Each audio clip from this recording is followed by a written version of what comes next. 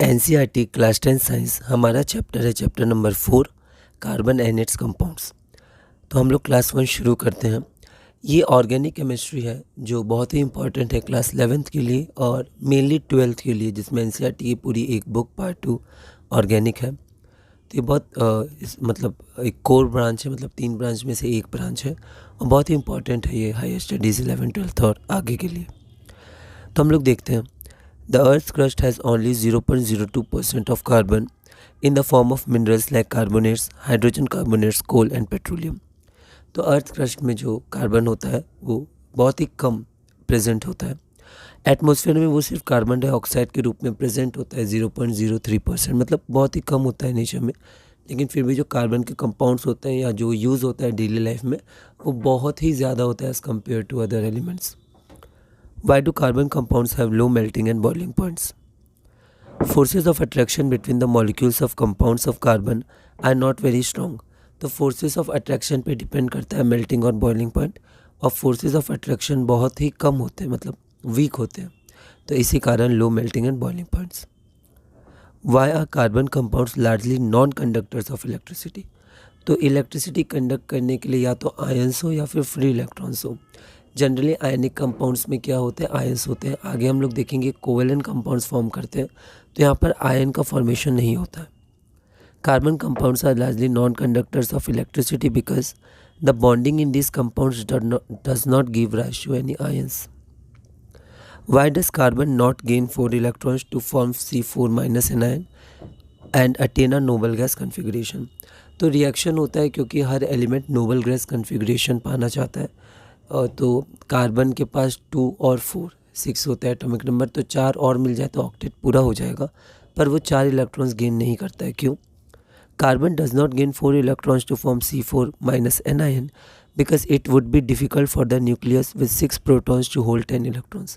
Protons तो 6 ही रहेंगे, 6 electrons है, स्मॉल साइज होता है, जिसके कारण अट्रैक्शन मतलब रिपल्शन जो होगा इलेक्ट्रॉन के बीच में बहुत ज़्यादा होगा। तो जो प्रोटॉन्स हैं उनको होल्ड करना 10 इलेक्ट्रॉन्स वो मुश्किल हो जाएगा।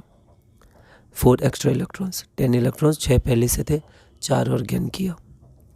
Y does carbon does not lose 4 electrons to form C4 plus cation and achieve a noble gas configuration?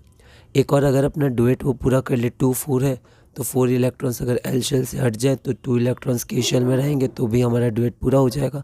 ऐसा भी वो नहीं करता है। क्यों? Carbon does not lose 4 electrons to form C4 plus cation and achieve a noble gas configuration because it would require a large amount of energy to remove 4 electrons। ठीक है, force of attraction बढ़ते जाएगा, small size से ज़्यादा force of attraction होता है, electrostatic attraction.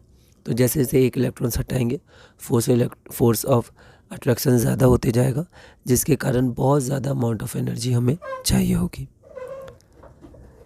Carbon does not form C4 minus anion and C4 plus cation। How does carbon achieve noble gas configuration? तो carbon 4 minus anion भी नहीं बनाता है, 4 प्लस कैटायन भी नहीं बनाता है, तो नोबल गैस कन्फिग्रेशन कैसे वो पूरे करता है? क्योंकि नोबल गैस कन्फिग्रेशन हर एलिमेंट अचीव करता है अपने कंपाउंड में। Carbon does not form C4 minus anion and C4 plus cation. Carbon achieves Nobel gas configuration by sharing it's valence electrons, मतलब लास्ट शेल वैलेंस शेल के electrons को share करता है other atoms, दूसरे एटम्स के साथ या दूसरे कार्बन एटम्स या अदर एटम्स के साथ to achieve the noble gas configuration. आप लैंग्वेज मॉडिफाई कर सकते हैं। कुछ पॉइंट्स हम लोग देखते हैं। Not just carbon but many other elements form molecules by sharing electrons in this manners. तो जो शेयरिंग ऑफ इलेक्ट्रॉन्स होते हैं वो बिल्कुल अलग टाइप के कंपाउंड्स होते हैं, कोवेलेंट कंपाउंड्स। तो सिर्फ कार्बन ही नहीं, और भी अलग अलग एलिमेंट्स फॉर्म करते हैं molecules by sharing of electrons. The shared electrons belong to the outermost shell of both the atoms that lead to both atoms attaining the noble gas configuration। तो जो एटम्स इलेक्ट्रॉन शेयर करते हैं, तो जो भी share होता है वो दोनों एटम्स उसको उनका माना जाता है, मतलब दोनों एटम्स उस शेयर्ड इलेक्ट्रॉन्स को अपना मानते हैं, जिसके कारण वो इंडिविजुअली अपना ऑक्टेट पूरा करते हैं या डुएट पूरा करते हैं। Show the formation of H2 molecule, जिसमें सिंगल कोवेलेंट बॉन्ड होता है with the help of electron dot structure. ये इंपॉर्टेंट है। तो अलग अलग कंपाउंड्स का हमें जानना है। तो हम लोग जब भी इलेक्ट्रॉन डॉट स्ट्रक्चर बनाते हैं तो उसमें हम लोग जब शो करते हैं इलेक्ट्रॉन्स तो वैलेंस शेल के इलेक्ट्रॉन शो करते हैं। हाइड्रोजन के पास एक इलेक्ट्रॉन है तो वही वैलेंस शेल का इलेक्ट्रॉन मतलब वैलेंस इलेक्ट्रॉन है। तो क्रॉस से शो किया जाता है या डॉट से, हम लोग ऐसे भी शो कर सकते हैं पर जनरली क्रॉस या डॉट से हम लोग शो करते हैं। तो आप लैंग्वेज को मॉडिफाई कर सकते हैं, आपको कैसे लिखना है। यहाँ मैंने एक जनरल मैनर में आंसर लिखा है। तो ये इस हाइड्रोजन का वैलेंस इलेक्ट्रॉन ये इसका है, दोनों शेयर करेंगे। अगर ये एक शेयर करेगा तो ये भी एक ही शेयर करेगा, ये दो तो ये दो, तो दोनों को टू ही चाहिए डुएट पूरा करने के लिए। तो ये जो इलेक्ट्रॉन शेयर हुए शेयर्ड पेयर, वो ये हाइड्रोजन अपना मानेगा और ये भी अपना मानेगा, तो दोनों के पास दो दो हो गए। तो हाइड्रोजन इलेक्ट्रॉन और ये जो दो शेयर इलेक्ट्रॉन्स हैं इनको हम लोग एक लाइन से रिप्रेजेंट करते हैं। इस लाइन का मतलब होता है दो इलेक्ट्रॉन्स। तो इसको HH बहुत ही इंपॉर्टेंट और कोर कॉन्सेप्ट है ऑर्गेनिक केमिस्ट्री का। जब आप 12th में रिएक्शन मैकेनिज्म, 11th में हम लोग को पढ़ना है, पर उसका और हम लोग को एप्लीकेशन 12th में उसके बारे में जब जानेंगे, बॉन्ड का ब्रेक, बॉन्ड का फॉर्म, इलेक्ट्रॉन का ट्रांसफ़र। तो single covalent bond between two hydrogen atoms. Note में देखते हैं only the valence shell electrons are depicted, सिर्फ वैलेंस शेल इलेक्ट्रॉन्स को दिखाया जाता है।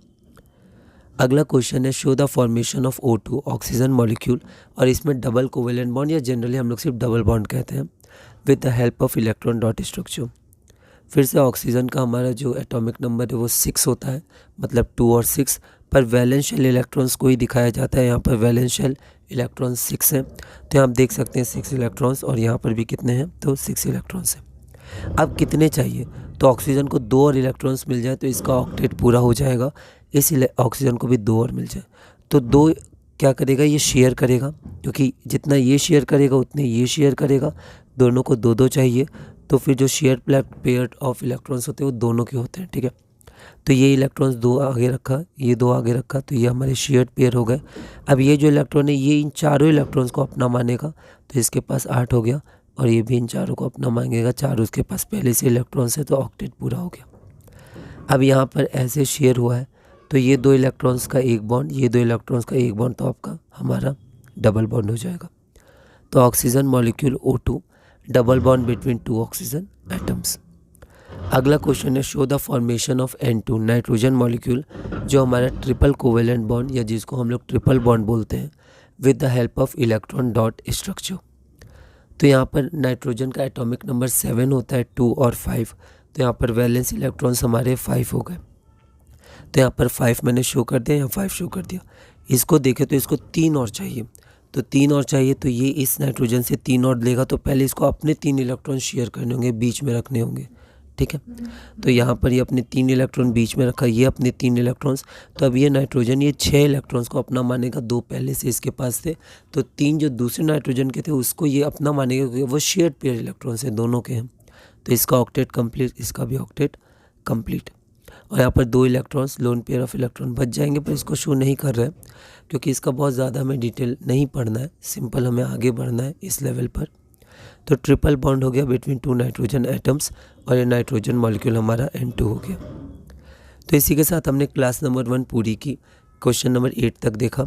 अगली क्लास हमारा क्वेश्चन नंबर 9 है, जिसमें हम लोग ये करेंगे, जिसमें से CO2 NCERT इन टेक्स्ट का है, और ये कुछ क्वेश्चंस हम लोग और देख सकते हैं, ये इंपॉर्टेंट है, इससे क्वेश्चन आ सकते हैं। तो इस वीडियो में हमने क्लास नंबर 1 पूरा किया, जिसमें क्वेश्चन नंबर 8 तक किया। अगली वीडियो में हम लोग क्लास नंबर 2 शुरू करेंगे और क्वेश्चन नंबर 9 से कंटिन्यू करेंगे, और धीरे धीरे अपनी क्लास 10 साइंस चैप्टर 4 में आगे बढ़ेंगे।